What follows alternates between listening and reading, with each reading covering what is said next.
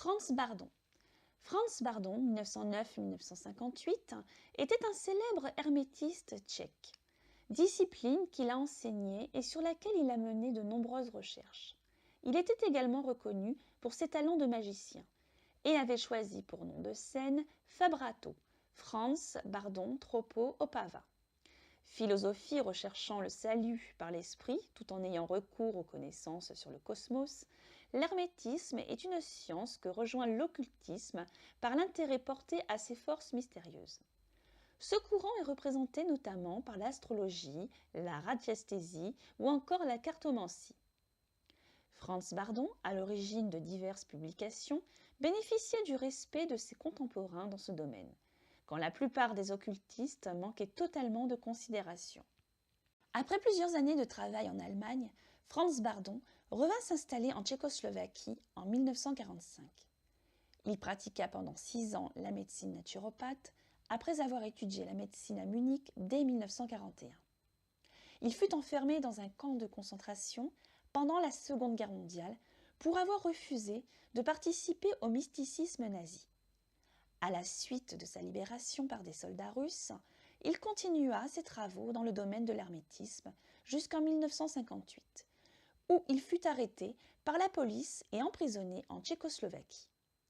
Il décéda la même année d'une pancréatite. Sa carrière fut marquée par 3 ouvrages majeurs. Le chemin de la véritable initiation magique, 1956, La pratique de la magie évocatoire, 1956, et La clé de la véritable Kabbale, 1957. Un 4e livre intitulé Le livre d'or de la sagesse est resté inachevé. Les textes qu'il avait enregistrés furent en effet détruits au cours de son arrestation. Ces ouvrages sont souvent considérés comme d'excellents programmes d'entraînement à la magie. Son objectif était en effet de permettre la pratique de la magie par soi-même.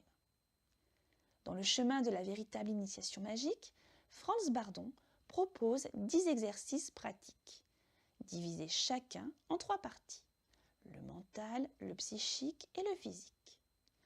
Franz Bardon souhaitait ainsi que l'étudiant réalisant ces exercices parvienne à établir un équilibre magique et mystique entre ces 3 parties. Dans son second ouvrage, Franz Bardon aborde l'évocation des esprits. Il explique en particulier comment il réussit à projeter sa conscience dans la sphère de l'esprit, pour ensuite établir un contact. Franz Bardon met l'accent sur le fait que ce genre d'exercice suppose l'assimilation de certains éléments.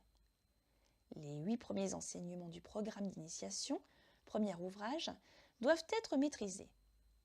De même, lors de cette manipulation, l'étudiant doit avoir conscience qu'il représente l'entité, esprit, sollicitée et dispose à ce titre d'une autorité divine. Cette condition est fondamentale afin de ne pas être manipulé par l'esprit. Ces 2 premiers ouvrages représentent un prérequis complémentaire à la compréhension de la 3e publication. En préambule, Franz Bardon insiste sur la différence entre l'acquisition de connaissances et la progression vers la sagesse et l'épanouissement.